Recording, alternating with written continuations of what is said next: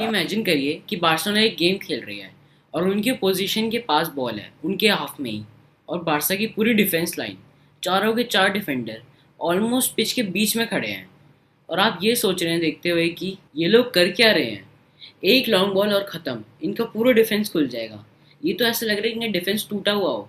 तो ये कर क्यों रहे हैं ये सब?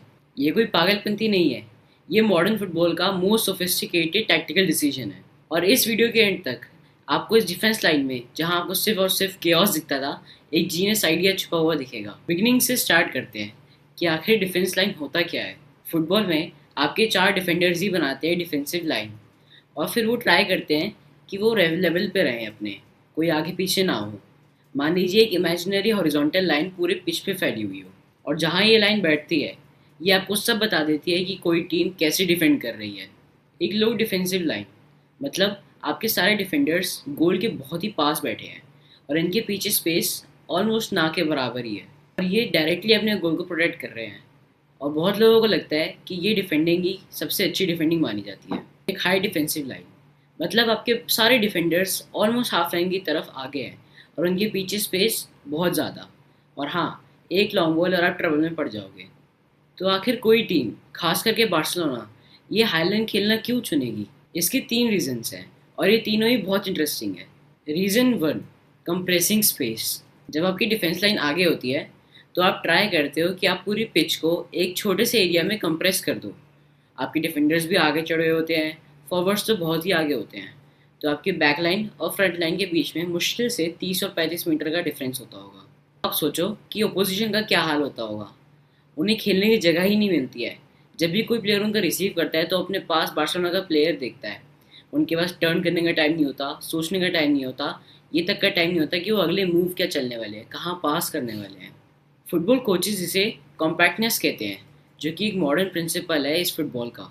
ग्वार्डियोला ने अपनी बार्सा टीम इसी के राउंड बनाई थी कि हाई प्रेस करो, लाइन को हाई रखो और कॉम्पैक्ट करो मिडिल को, ताकि ओपोनेंट को टाइम ही ना मिले खेलने का।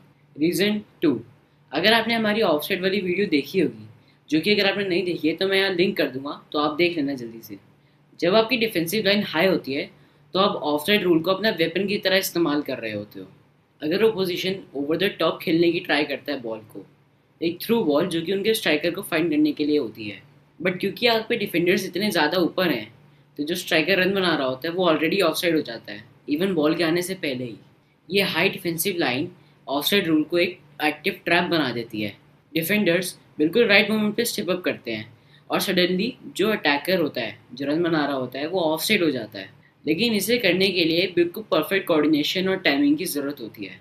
इसीलिए हर एक डिफेंडर को बिल्कुल सेम मोमेंट पे आगे बढ़ना होता है।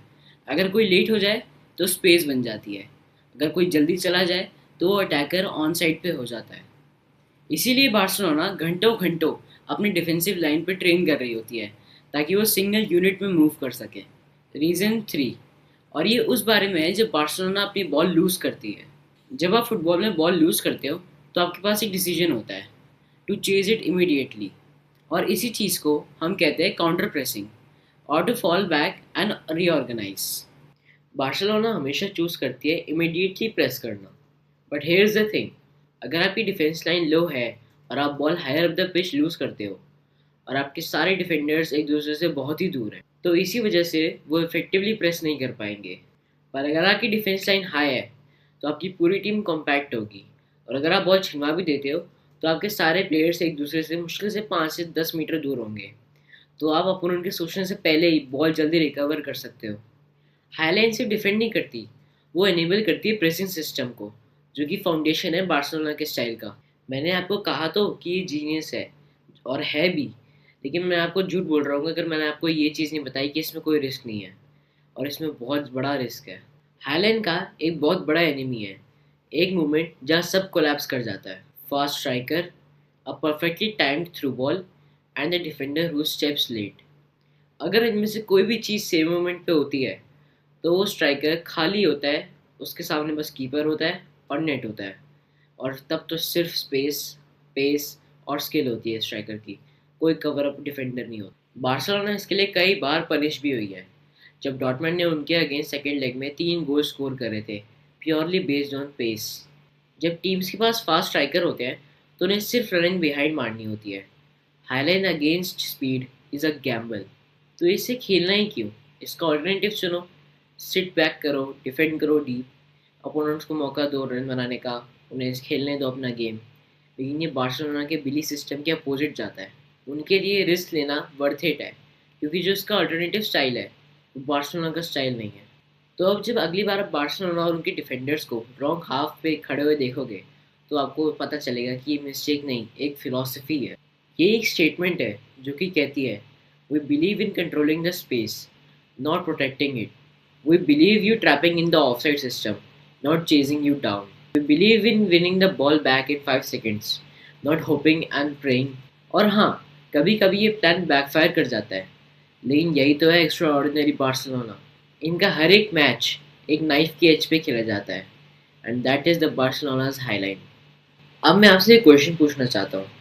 आपको क्या लगता है कि ये हाई डिफेंसिव लाइन एक जीनियस आइडिया है, या फिर इस मॉडर्न फुटबॉल के लिए बहुत रिस्की है, खासकर जब टीम्स के पास किलियन एम्बापे, उस्मान डेम्बेले जैसे इतने फास्ट प्लेयर्स हों?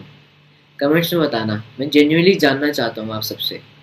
अब अगर आपको डीपली जानना है कि टीम्स प्रेस कैसे करती है और बार्सिलोना का सिस्टम फ्रंट से बैक कैसे काम करता है, तो आप मुझे कमेंट्स में बताना। मैं उसके लिए भी एक वीडियो तैयार करके रखूँगा। और मेक श्योर आप इस चैनल को सब्सक्राइब करो, और हम ऐसे ही आपके लिए बहुत अच्छी अच्छी फुटबॉल वीडियोस लाते रहेंगे।